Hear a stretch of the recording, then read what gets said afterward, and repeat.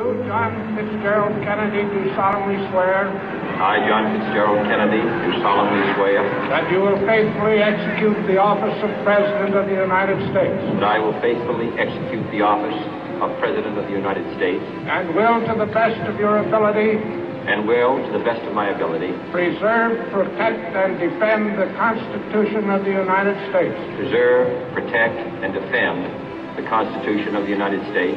So help you God. So help me God.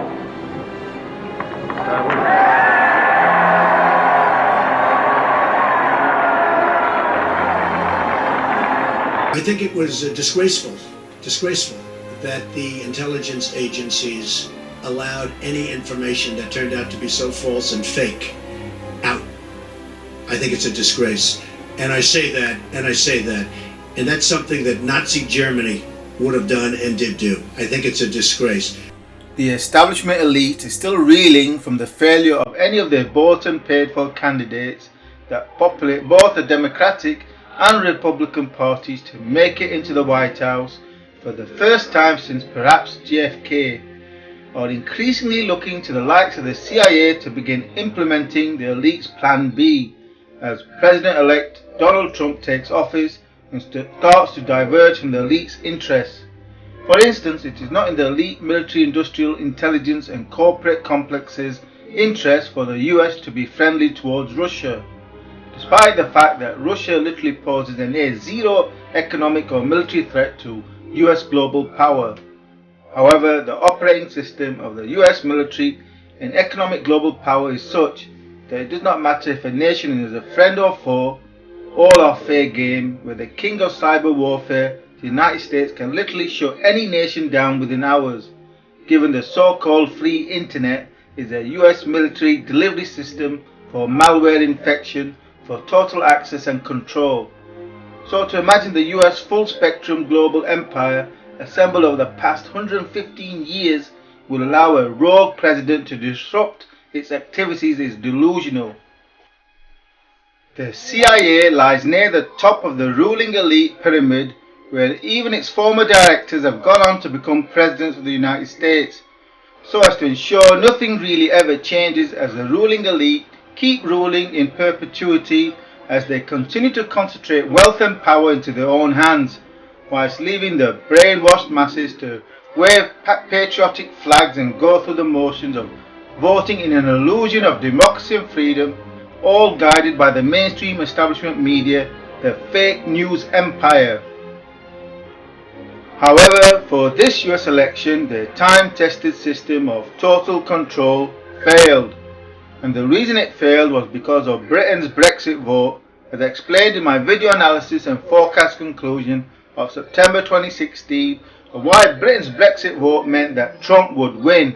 The alt-reality TV star who literally portrayed himself as an anti-establishment Mr. Brexit would go on to become the next US president and thus shatter the agenda of the establishment elite who had been guiding Hillary Clinton under the cover of being America's first female president for over a decade to follow on from America's bought and paid for first black president, who when one looks at his actions, or rather inactions, whilst in office may as well have been white.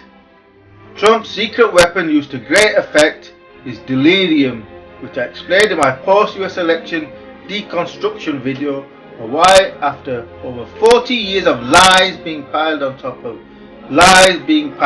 even more lies, had primed the American electorate to no longer care to try to even determine the difference between which is fact and which is fiction, and thus embraced delirium, which is what Donald Trump induced throughout his campaign. So here we stand today with President Donald Trump about to take office at 12 noon, Friday the 20th of January. He has already heavily criticized the CIA for its propaganda in justifying acts of terror and regime change across the world. Disgraceful that the intelligence agencies allowed any information that turned out to be so false and fake out. I think it's a disgrace. And I say that, and that's something that Nazi Germany would have done and did do. I think it's a disgrace. For instance, the whole Iraq war was built on the basis of CIA lies and propaganda by utilizing the September 11th terror attacks that many internet conspiracy theorists conclude was also a CIA inside job, a false flag event. Nevertheless, the facts, as best we can determine facts in our propaganda-infested world, is that Saudi terrorists based in Afghanistan hijacked 4 planes and attacked the United States on the 11th of September 2001. And therefore the root of the crisis in the Islamic world has its roots in Saudi Arabia and its Wahhabi puritanical ideology that has been busy exporting since the 1970s throughout the Islamic world, paid for with petrodollars. This is what weak regimes do. They use secret police to scare the population, and in Saudi Arabia that apparatus of fear is built around Wahhabism. But I'll stop there, for this is for a separate video. Now, how does that convert into a war on Iraq? The answer is that a war on Iraq served the interest of the establishment elite, the military-industrial intelligence corporate complex, and of course for the 140 billion barrels of crude oil parked under the Iraqi desert, at that time worth $14 trillion, awaiting US oil companies to profit from. Thus, 20 years on from the collapse of the Soviet Union, at the end of a highly profitable Cold War, it was time for another big war. Iraq was the perfect enemy, rich in oil and poor in military, so should be a pushover for the world's only remaining superpower, as over $1 trillion was spent on arms bought from America's industrial military complex.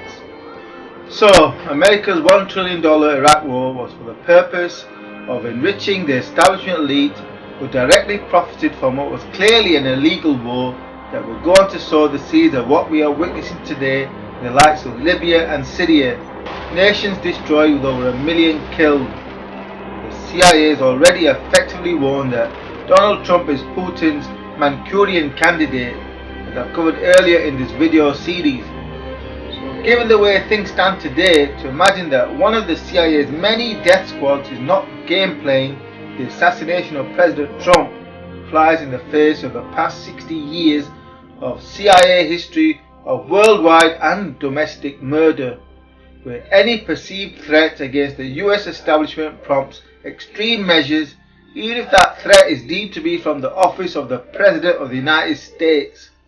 So how could the CIA's Plan B go down?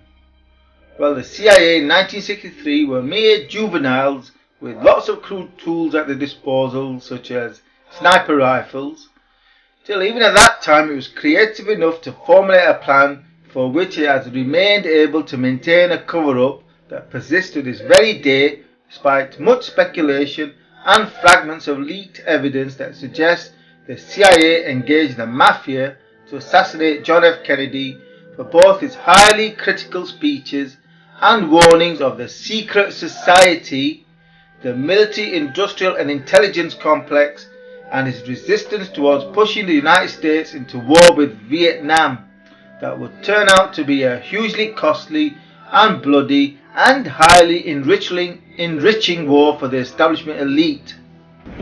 Ladies and gentlemen, the very word secrecy is repugnant in a free and open society, and we are as a people inherently and historically opposed to secret societies, to secret oaths, and to secret proceedings. We decided long ago that the dangers of excessive and unwarranted concealment of pertinent facts far outweighed the dangers which are cited to justify it. Even today, there is little value in opposing the threat of a closed society by imitating its arbitrary restrictions. Even today, there is little value in ensuring the survival of our nation if our traditions do not survive with it. And there is very grave danger. Announced need for increased security will be seized upon by those anxious to expand its meaning to the very limits of official censorship and concealment. That I do not intend to permit to the extent that it's in my control. And no official of my administration, whether his rank is high or low, civilian or military, should interpret my words here tonight as an excuse to censor the news, to stifle dissent, to cover up our mistakes, or to withhold from the press and the public the facts they deserve to know. For we are opposed around the world by a monolithic and ruthless conspiracy that relies primarily on covert means for expanding its sphere of influence, on infiltration instead of invasion, on subversion instead of elections, on intimidation instead of free choice, on guerrillas by night instead of armies by day. It is a system which has conscripted vast human and material resources into the building of a tightly knit, highly efficient machine that combines military, diplomatic, intelligence, economic, scientific, and political operations. Its preparations are concealed, not published. Its mistakes are buried, not headlined. Its dissenters are silenced, not praised. No expenditure is questioned, no rumor is printed, no secret is revealed. No president should fear public scrutiny of his program, for from that scrutiny comes understanding, and from that understanding comes support or opposition, and both are necessary. I am not asking your newspapers to support an administration, but I am asking your help in the tremendous task of informing and alerting the American people. For I have complete confidence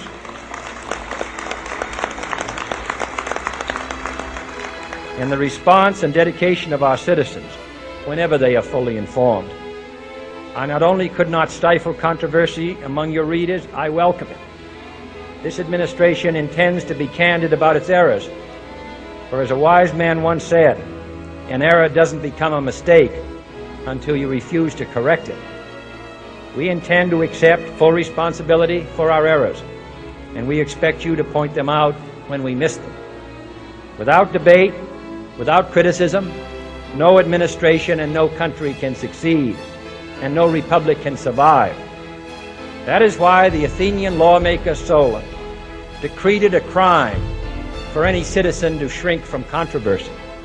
And that is why our press was protected by the First Amendment, the only business in America specifically protected by the Constitution, not primarily to amuse and entertain, not to emphasize the trivial and the sentimental, not to simply give the public what it wants, but to inform, to arouse, to reflect, to state our dangers and our opportunities, to indicate our crises and our choices, to lead, mold, educate, and sometimes even anger public opinion. This means greater coverage and analysis of international news, for it is no longer far away and foreign, but close at hand and local. It means greater attention to improved understanding of the news, as well as improved transmission. And it means, finally, that government at all levels must meet its obligation to provide you with the fullest possible information outside the narrowest limits of national security. And so it is to the printing press, to the recorder of man's deeds, the keeper of his conscience, the courier of his news, that we look for strength and assistance, confident that with your help, man will be what he was born to be, free and independent. Today's CIA is far more technologically and pharmacologically advanced than it was in 1963.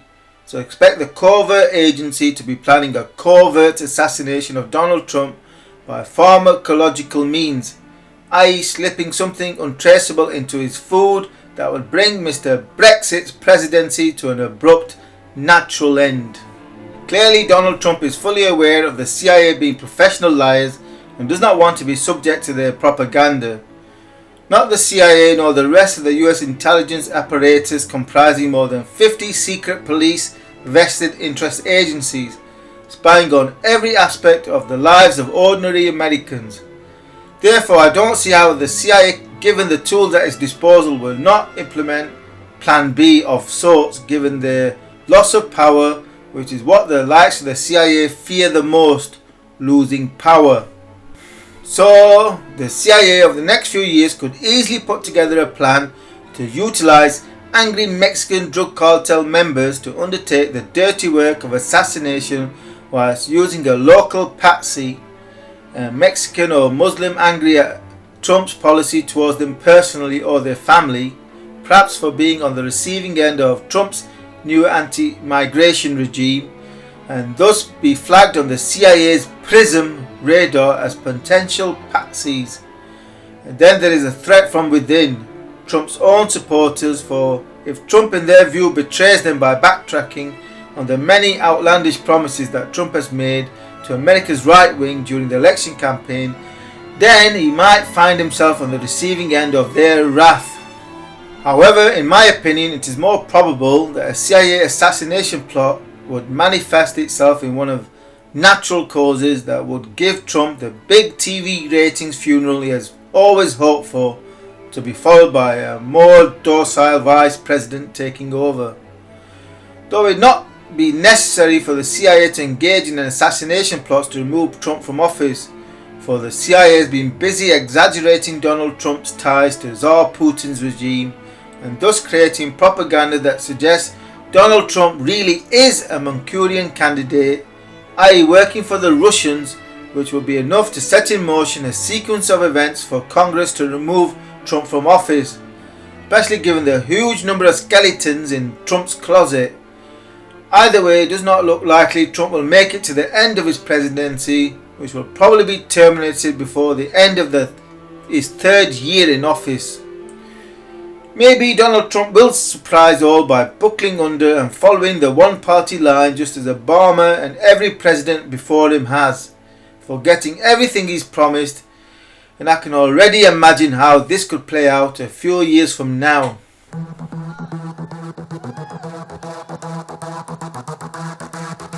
Cowardice. Are you serious? Apologies for freedom. I can't handle this. When freedom rings, answer the call. On your feet, stand up tall. Freedom's on our shoulders. USA! Enemies of freedom. Face the music. Come on, boys, take them down.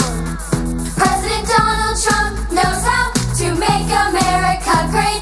Deal from strength or get crushed every time. I don't know what I said. I don't remember. He's going like, I don't remember. Oh, maybe that's what I said. Over here, USA. Over there, USA. Freedom and liberty everywhere. Oh, say, can you see it's not so easy, but we have to stand up tall and answer freedom's call. I don't know what I said. I don't remember.